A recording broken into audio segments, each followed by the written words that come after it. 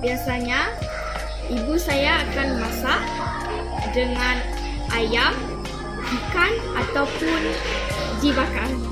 Rasa terung asam bila dia belum masak pelat dan pahit dan warna dia ialah warna hijau.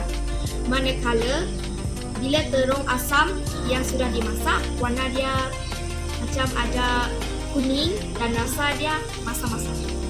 Antara khasiat terung asam ialah mengawal tekanan darah tinggi, menurunkan kolesterol dan meningkatkan metabolisme.